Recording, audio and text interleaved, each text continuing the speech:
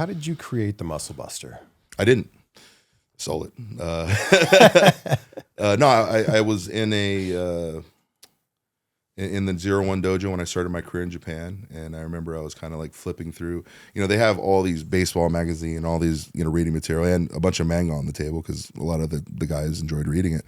And I remember I was flipping through Kaneko Man, and he was doing the Muscle Buster. I was like, oh, I remember I'd seen it a few times in Mexico, and I was like, oh, that's pretty cool. I might start using that. And then I think at the time the promoter Yoshiki Nakamura was with me. He goes, no, good move. And they gave it to Sylvester Turkey to use.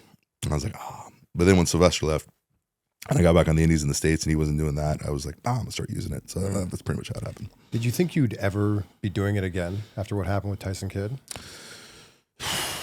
No. And to this day, that probably remains the largest regret of my career. Just that happened. And But there's nothing you could have done about it.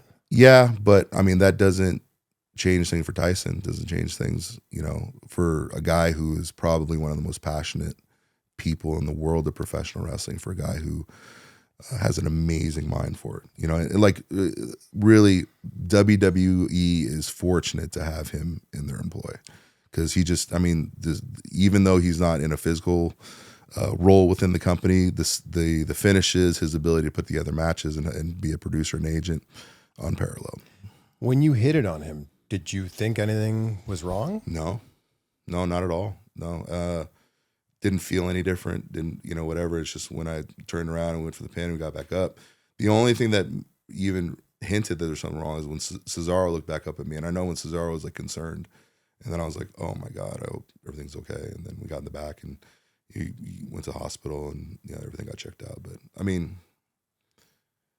the whole circumstances regarding that and everything, it just it makes me sick to this day that guy is not out there being the Tyson Kidd that I know that he is.